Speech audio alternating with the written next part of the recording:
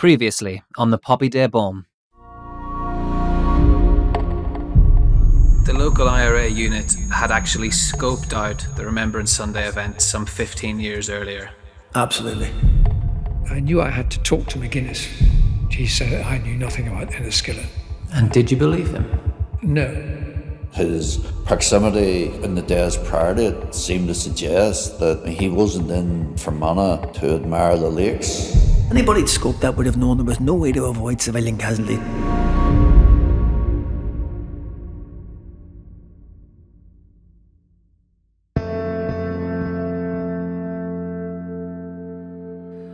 So Will, after months and months of chasing down contacts, trying to persuade people close to the IRA, anybody involved in the security services around that time to talk to us, you think you've had a bit of a breakthrough?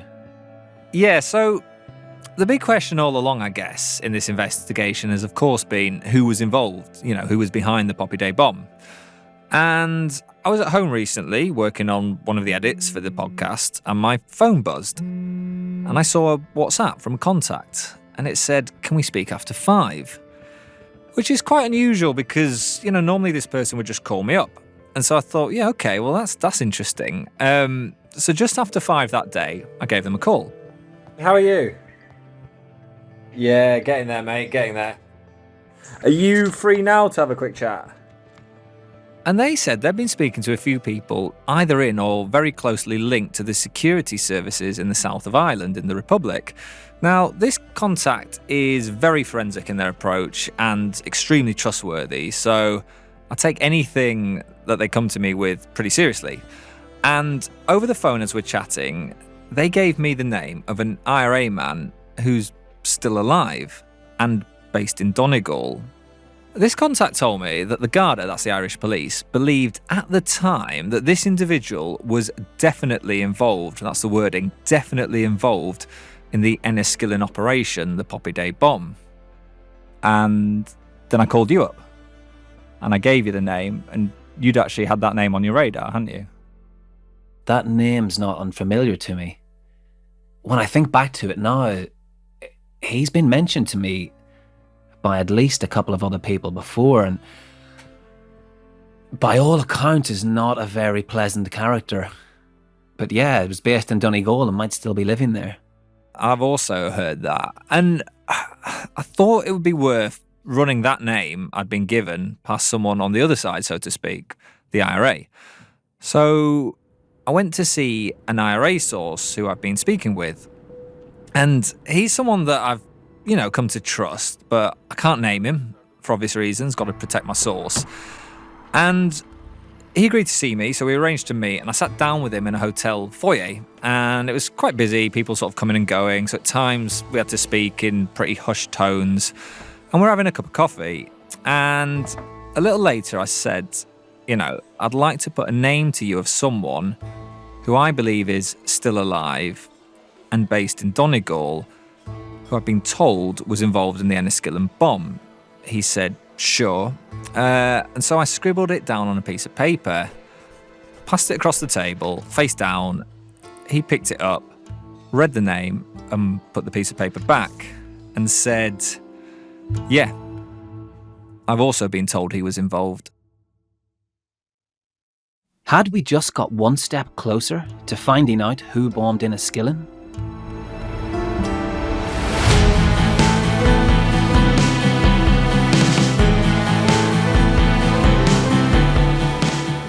You're listening to the Poppy Day Bomb, a podcast series from the Times and the Sunday Times, with me, Mario Ledwith.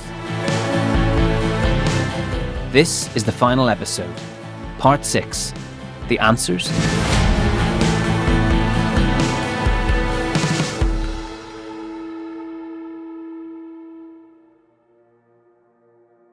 Does having this name, allegedly one of the IRA members directly involved, get us any closer to the truth? I'll come back to that. When I first started this investigation, I hoped that I might get someone from the IRA to sit down with me, to give me its version of events. Maybe someone whose conscience has weighed heavily on them as they approach their twilight years.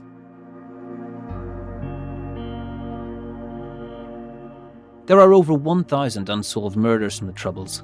12 of those victims were at Enniskillen. The question of how to resolve this has dragged on for decades. In 2023, 25 years after the Good Friday Agreement, the law changed in quite a radical way. It stopped new investigations into the Troubles and offered those involved conditional immunity from prosecution. I wondered if that promise might encourage former paramilitaries, those responsible for Enniskillen maybe, to speak more freely. Any hope of that turned out to be optimistic. I wanted to know why. The provisional IRA doesn't exist anymore, but what was once its political wing does. Sinn Féin is now the country's largest political party. When I asked them, they wouldn't be interviewed though. That veil of silence again?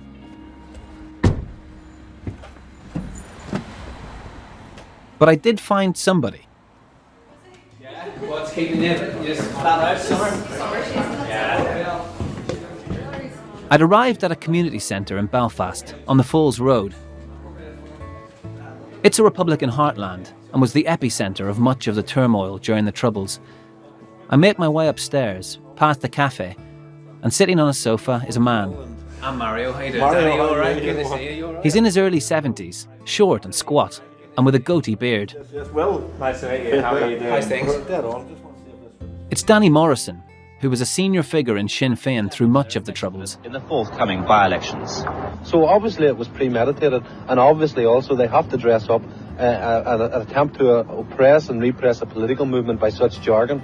How disruptive will this move As its director of publicity from 1979 to 1990, he became the public face of the Republican movement, alongside the party's leader, Gerry Adams. Danny famously coined the phrase, the Armalite and the ballot box, about taking power both by force and through elections. Morrison was not just a skilled propagandist who was close to the Republican decision-makers. He's somebody who had a front row seat. Danny, it's been quiet, or what's been? I usually only do. I stopped doing radio and TV, generally speaking. Danny was jailed in 1991 for his involvement in the kidnap of an IRA informer. He was sentenced to 8 years in prison, but was released in 1995. His conviction was later quashed. Danny, but I'm just, if you don't mind, just kind of speaking about this. Today, Danny is talking with me in a personal capacity. Remember from a time. I started by asking him where he was when the bomb went off in 1987. Yes, I was at home. I think I had the radio on when the reports came in of an explosion. I was astonished, angry, shocked, deeply annoyed, because events associated with the dead, to me, are almost sacrosanct. So you're director of publicity at that time, Danny, for Sinn Féin. So presumably the phone starts going. Journalists are looking for reaction. They want comment from the party. What do you start doing? I felt like hiding, but I couldn't. At the same time, I couldn't attempt to explain it without hearing from the IRA what they were going to say about it. I can't remember when, but I did go on BBC Radio, and it was a very awkward interview because I was not comfortable in the position that I had been placed. How could you go out and try and defend something like this? People probably think if you're a Republican supporter and if you defend the right of people to wage armed struggle, that you defend everything that they do. You don't, and you can't. A few days after the Enniskillen bombing, Danny, an IRA spokesman gives an interview. The spokesman says that in the aftermath of the Enniskillen attack and the mistake that was made, the IRA is going to carry out its own internal investigation. Did you ever hear anything about what the outcome of that was and just how that process works? No, I don't know the outcome of it, but the reason why it's called a secret army is for that very reason. A number of different opinions, obviously, within the Republican movement. People who think, well, it was an accident, why should they be punished, perhaps? People were saying, hold on a minute, these people are a danger to the organisation. These people are a danger to support. And I presume that the IRA would act accordingly to try and ensure that the same thing was never repeated. And that might involve issuing orders or it might involve dismissing people. Do you think there was anything more that the IRA could have done to be accountable back in those days? Publicly? Publicly? They were accountable in terms of their support base. The support base held them to account. So that's, you have to show that they were chastened by the event. In the course of this investigation, I've spoken to a former IRA volunteer who was active in Fermanagh in the early 70s. And he told us that at the time they actually scoped out the Remembrance Day parade for a possible operation and came to the conclusion that that was a ludicrous idea. Fast forward to 87, and a different IRA unit, a different part of the organisation has obviously taken a different decision. How do you explain that? Because of the nature of conflict and because of the length of the war, there was a turnover of local Republican leaderships on a regular level, according to people getting killed or people getting arrested or people maybe walking away from the struggle. You can't always assume that there is a consistent leadership that has always learned, local leadership has always learned from the lessons of the past, and that example that you've just given me is proof of that. As a senior figure in the Republican movement, Danny, do you know who was behind Enniskillen or linked to it? No. Nor would I want to know. I've always found it very interesting, of all the Republicans I've spoken to in researching this story, people say, unusually with Enniskillen, I haven't heard anything, and it's the only operation that I could say that for. Well, I mean, you do hear loose talk in prison, but even in prison, I never heard any loose talk about who was responsible. I think it comes back to that idea of accountability and the fact that within the IRA it was internal, and the fact that still it's quite hard to find out if there ever were repercussions, if there was serious repercussions, or if somebody just had their knuckles wrapped, or if nothing happened at all, and that's quite a curious thing to think about. Well, that's the way these secret underground armies work, which that would indicate that the IRA had remained quite tight-knit in that area. Some of the Enniskillen families still feel that they're being denied the truth. Some of them feel they're being denied justice. Do you think it's time that some in the Republican leadership, some in the IRA leadership should give an account of what happened? Well, that's up to individuals. If they feel that way, they're free to do that. But there is no such thing as justice in conflict. I don't know anybody at the end of any conflict in the world where the people were entirely satisfied and got justice. It just never happened. The upshot of that, Danny, that everything has to be put in a box and just said, well, look, that happened. Let's not explore it anymore and move on. Well, in fact, that is what is happening through time. If people believed they were involved in a conflict and in a struggle, and that they were right in using that struggle, but in doing that, innocent people lost their lives, well, I don't see how they are going to, at this stage in their lives, when they're probably elderly, and if they're or grandparents, if they're still alive, they're not going to subject themselves to public scrutiny and to ridicule at this stage in their lives, are they?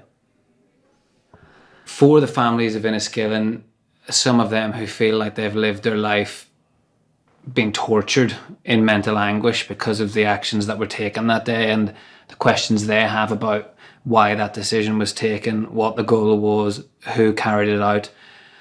What do you say to them in terms of how they spend the rest of their days in this? I can't say anything to them. I can't redress their loss. I said this at the time when I did the first interview. It was a horrific act against those people honouring their dead, and I haven't got the answer, and I can't, at this stage in life, even get them the answer. In fact, the truth is that none of the protagonists are going to give answers. Why is that? Because the British state protect their own, and in many ways that's what all the other organisations are going to do. People are going to protect their organisations, are going to protect the legacy of what they did in the conflict.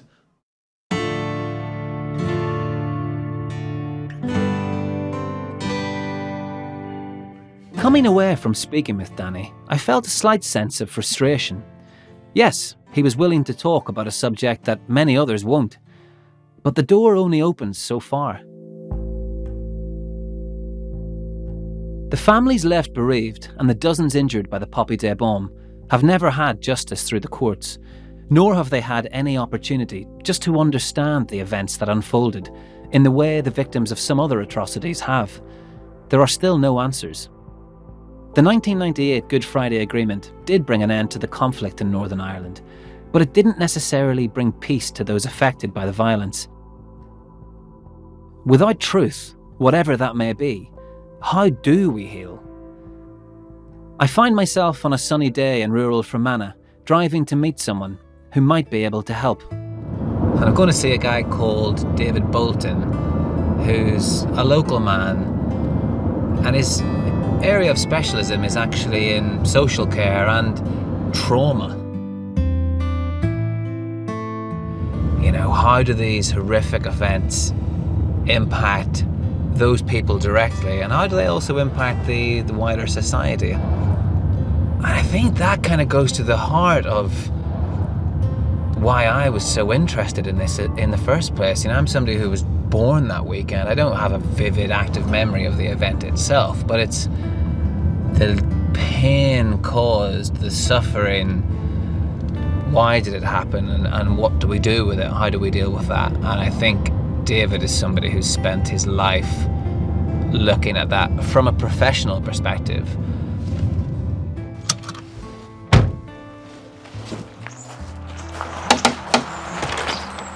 Hello, David. Mario. Yes. Good How to are see you? Very well. Good to see you. Thanks for having us. Not all, you're very most welcome. Thank you. Let's go ahead and here. We're sitting in David's living room. His wife has laid on tea and scones. It's a typical Fermanagh welcome. What a treat. We're getting spoiled. Yeah. David sits by the window. I can see the green rolling hills behind him. On the 8th of November 1987, he'd been asked to look after a Sunday school class. One of the children brought in news that a bomb had exploded at the cenotaph. So I made a call to the hospital from the church and got speaking to the senior administrator there, who told me that it was very bad and asked me to come to the hospital. There was dust everywhere because the dust had come in on people's clothing. I remember the blood on the floor from people who were wounded. Virtually all of those who died I knew, some very closely, others less so. Some I knew through church or socially, others I knew through work. And of course many of the injured I also knew personally.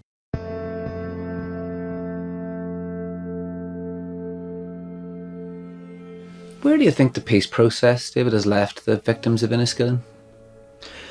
Well, I think the difficulty for many people affected by the Troubles is that each tragedy has been eclipsed by the next one that has come along. And I think it's amplified in the kind of post-Good Friday Agreement period because certain movements and interests have sought to promote their victims. For example, understandably, the military, the police, but also the various paramilitary groups have tried to promote and retain the dignity and the place of the people who died belonging to their particular organisations or causes. But the ordinary individual, for example, who's just walking along the street and gets caught in a bomb explosion, doesn't have that kind of air cover from big organisations. And the difficulty is that a lot of the big organisations have a stake in projecting particular narratives of the conflict. And in terms of the victims of Enniskillen, David, and where they might have found themselves after the peace process, is there the idea that they may have been left behind? I think politics and diplomacy don't do empathy well. In the midst of all of that, victims and survivors are very, very quickly left aside. Politics and diplomats in making peace and constructing peace agreements find it very difficult to agree on how best to respond to the needs of victims and survivors. Because if you get into that territory, that brings up the issue of equivalence, legal and moral equivalence. It is striking, for example, if you look at the rights section of the Good Friday Agreement, there's nothing there about the rights of victims and survivors. There's rights about everything else, but not about the needs of victims and survivors to get good health care, those who are unable to work any longer to get some kind of financial support, for psychological and mental health services, etc., etc. And yet that should have been there. And David, how important do you think the idea of justice is to the Enniskillen victims, survivors? Well, I think the issue of justice is a very complex one. I think if we think in terms of courtroom justice, we're into diminishing returns. The evidence gathered at the time is probably very poor, wouldn't meet current standards. Evidence probably has been lost or destroyed or deteriorated.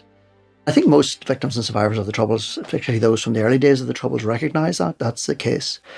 But there is another sense of justice as well, and maybe we could call it social justice or just fairness. But we need something that says to people, you've been through a tough time. This community has not really understood or acknowledged that. We want to do that now. And we thank you for what you have endured.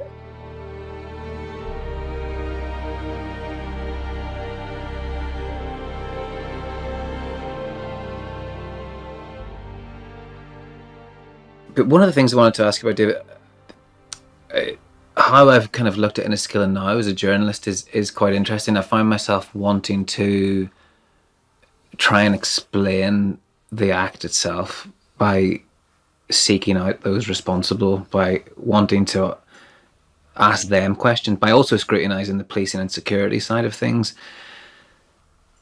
And I've also now come to ask myself, is that helpful?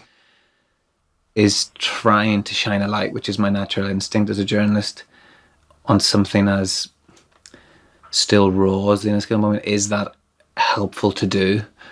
Gosh, that is a complex one, because in some ways all we have left is journalism in the absence of a willingness or a capability of the judicial systems and investigative systems to actually deal with the 2,000 odd murders that have yet to be fully accounted for. And there are stories to be told, and yet it's what we do with those stories and how we contain them once they are told that is the challenge. For example, if those who carry out the bombing were to tell of their involvement, that might place them in jeopardy. But also, some of their families might not even know that they were involved. One answer might be to say, well, it doesn't matter, they did what they did, but then that doesn't necessarily help us as a community. So it's deeply complex, and I'm not sure there's an easy way through it. I found making this podcast and investigating it quite uncomfortable at times. I'm from Enniskillen, and when I've come back and started asking questions, I've found that there's still a rawness there. It's also very personal. I've even spoken to my mum for this podcast, and it's uncomfortable because I'm not somebody who's been adversely affected by the Troubles in the sense that I've never experienced injury. But yet it still feels like it's something that seeped into me and that I've always thought about. I've no doubt that these events can have a wider toxic and indeed helpful effect. That seems perverse. Enniskillen, I think, as a community, came through the Enniskillen bombing, and I'm talking about over a period of years, with a sense of its own dignity, perhaps even bordering on pride that it had navigated this terribly, terribly wounding event in the way that it did. We have very practical things, like we have integrated education, which arose directly as a consequence of the response to the Enniskillen bombing. But the important thing to say in saying that is that it could just as easily have gone the wrong way. And yet this community came through it. It's interesting you brought up integrated education, because I went to that integrated primary school, one of the first in Northern Ireland, where obviously Protestant and Catholic kids were educated together, which seemed extraordinary. My mum dug out this letter, and as a 10-year-old boy, I'm writing to Mo Molam saying, can't you just help us get some peace? So I guess that is a positive outcome in the sense that it shows the seeds of kind of progression are taking, they're being embedded. But I wonder if that can also lead to a bit of frustration, because in the years since, although society was peaceful, when I saw entrenched positions, when I saw politics of yesterday still really being in place, I find it kind of infuriating, so it's there's both optimism there and frustration, I think, which is... Well, it's lovely to hear you say that you wrote to Mobolum at the age of 10. In some ways, I'm not surprised that you did that, that a child did that from Enniskillen. But I think the difficulty for us, I think, is that we need to almost rediscover these things on a day-to-day basis. Otherwise, things can slip. I think it's important to register that there is still a degree of sectarianism, mostly benign. People don't mean any harm, but they speak a language that excludes others, etc. Some of it is quite assertive and aggressive. And I think we do need to talk that down, dial that all back. And there is something about discovering the humanity in the other.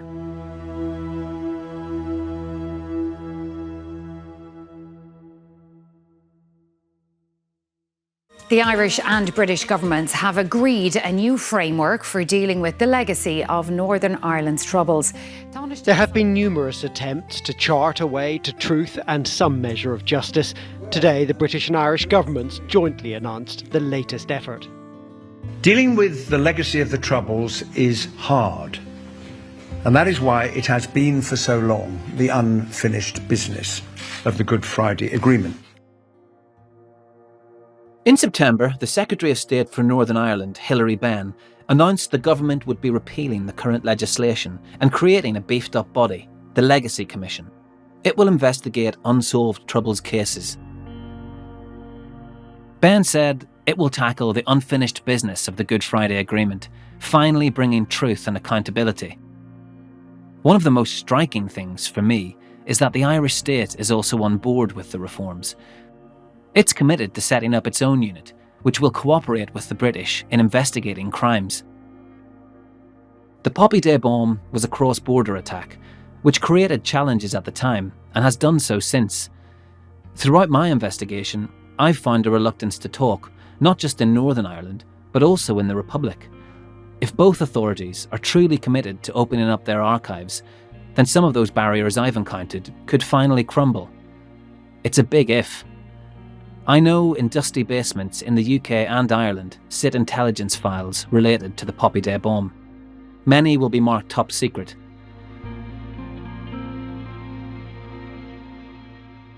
While making this podcast, I was told that a number of Enniskillen families had approached the Legacy Investigations body.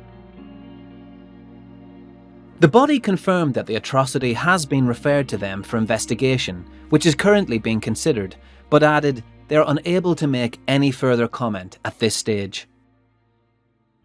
The government wouldn't be interviewed for this podcast, but told me that the new framework outlines measures to fundamentally reform the Independent Commission for Reconciliation and Information Recovery, and includes significant commitments by the Irish government to ensure that many more families are able to obtain the information that they have long sought.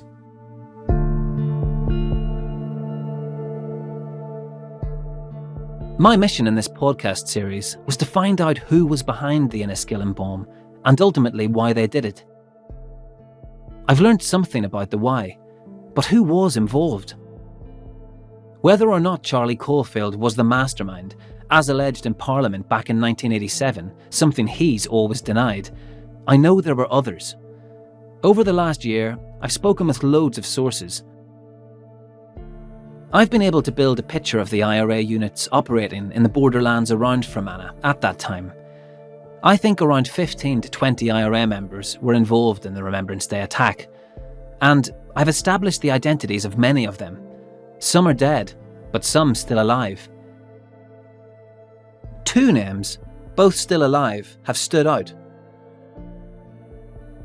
Let me start with the man from Donegal, who series producer Will was talking about at the beginning of this episode. Hearing the same name from 2 different sources, one Republican, one connected to the Irish police, felt really significant. So who is this IRA figure? I've been told by police sources he was arrested on multiple occasions over various murders and attacks during the 80s. The man was eventually kicked out of the IRA, but joined a group of dissident Republicans. He continued to be involved in violence after the Good Friday Agreement.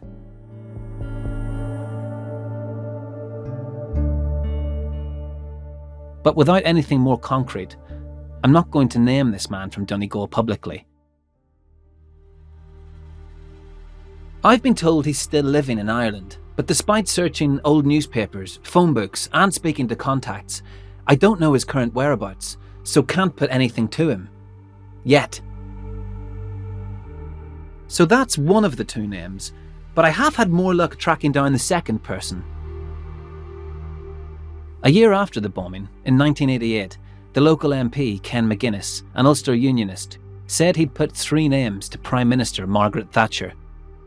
They were people he believed were responsible for a spate of violence in and around Fermanagh. One of them, according to a news report, was connected to the Poppy Day bombing. I think I've worked out who that person is. I asked the now Lord McGuinness, who's 87 years old, if the name I have is one of the 3 he put in front of the Prime Minister. He said he didn't remember the specifics and had put the tragic days of the past behind him. But I think it's a known Republican who's still living locally. And as that penny dropped, there was something else. If I'm right, it's someone that Will has actually been talking to during this investigation. Hello? Is now a good time to talk? Whereabouts were you operational? From piecing together what Lord McGuinness said at the time, other newspaper reports involving court cases, and speaking to sources, there's circumstantial evidence it's the same man. In Will's conversations with him, he'd said he was never in the know about Enniskillen, before, during, or since. Could one of our contacts actually be the name given to Margaret Thatcher as being involved in the Poppy Day bomb? In investigating a story like this, I knew there was a risk that people speaking to us may have agendas. They might agree to talk to a journalist simply to see what we're up to. However, now this was a very real possibility staring us in the face. Despite denying any knowledge of Enniskillen to us, was one of our contacts actually a suspect? So we put it to him. He got back to us. He didn't accept the offer of an interview, but did say he'd chat later. That conversation never happened, and he didn't answer any further questions. If our contact was the name given to the Prime Minister, it was almost certainly based on information from the security services, who Lord McGuinness was close to. We haven't seen that intelligence, and it's never been tested, so I'm still in the dark.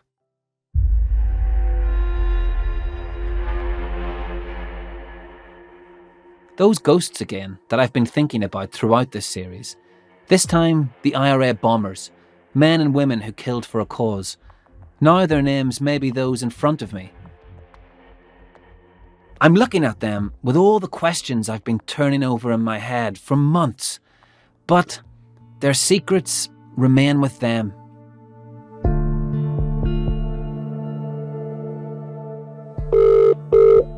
Good morning. Clive, how are you? Just working through the day. Hello. Kathy, it's Mario here. How you doing? Not so bad. What about yourself? I'm all right. I called up Clive Armstrong and Kathy Galt, who you met in the first episode of this series. Clive's father, Ted, had been killed in the bomb, as had Kathy's father-in-law, Sammy. I wanted to update them on where I'd got to. I mean, there's been a number of names of suspects, Kathy, have kind of been put on our radar as well. I may as well start with the suspect. Yeah. I'd believe that, all right. A few names have kind of been put on our radar. Are they new? Some of them are just felt sometimes like a bit of a veil of silence. Because these... Any Republicans did you get speaking to? Well, spoke to quite a lot. Are any of them willing to come forward and have a private and confidential meeting, or, you know? Well, that's the thing, yeah, and if that does happen... I'm just hoping to God we get a break. I hope we get someone with a pang of conscience that will give us the information we need to bring this further on. I'll speak to you in a bit. Good man. All the best. Cheers, bye. Right. Andrew. Speak to you later now. Take care. Bye. Bye.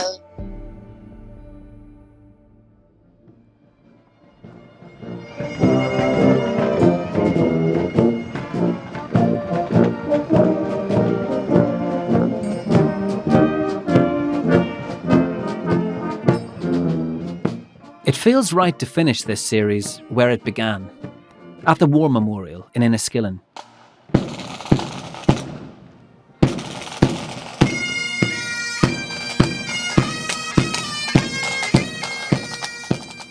I walk up Belmore Street, following the marching bands. The cenotaph is soon in front of me. The monument with a bronze soldier on top, with his head bowed, hands on his weapon. Various dignitaries are already there. Members of the public standing on the side of the streets. It's overcast and grey. It's around 11:15, the same time the bomb went off. I stand a short distance back.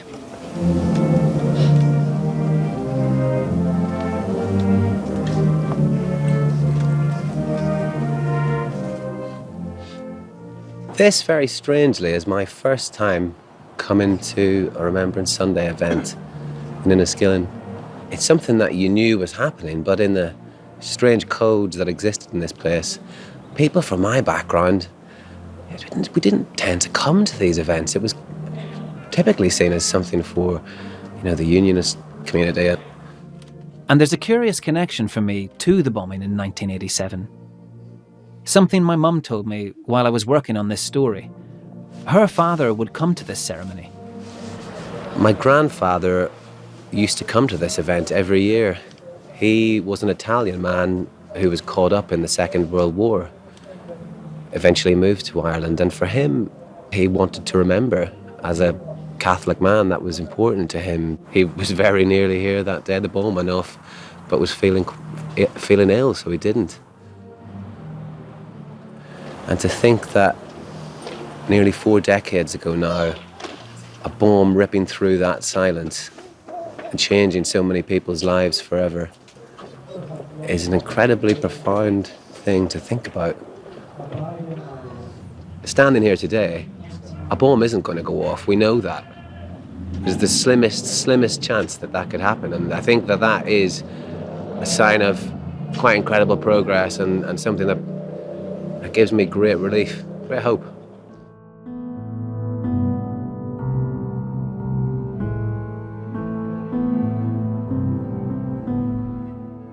As I left Enniskillen on my last trip for this podcast and headed back to my adopted home of London, I drove past lampposts flying the British Union flag, others the Irish tricolour.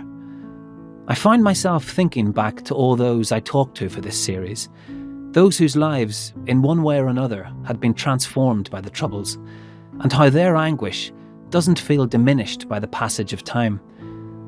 I'd set out to find answers, and I feel I have, but I can't help feel that if the work of getting to the truth, at least a reliable version of the truth, had happened sooner, then perhaps that anguish may have been eased.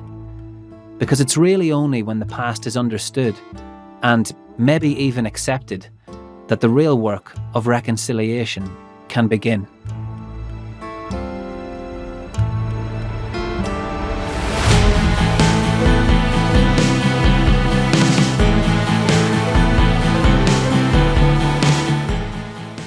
You've been listening to The Poppy Day Bomb, a podcast series from The Times and The Sunday Times, with me, Mario Ledwith.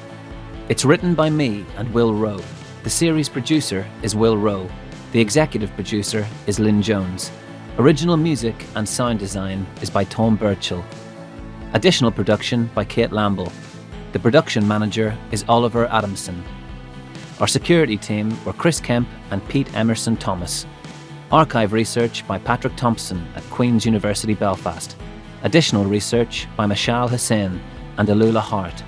The series artwork is by Richard Forder. Legal advice by Richard Murray, and our compliance editor was Claire Telford. Series distribution by Anna Cavell, and marketing and press by Rachel Fielding, Chelsea Hardiman, and Emily Jones.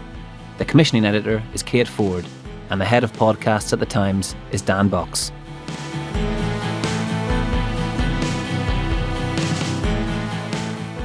We're continuing to investigate this story, and will report more if we get new leads.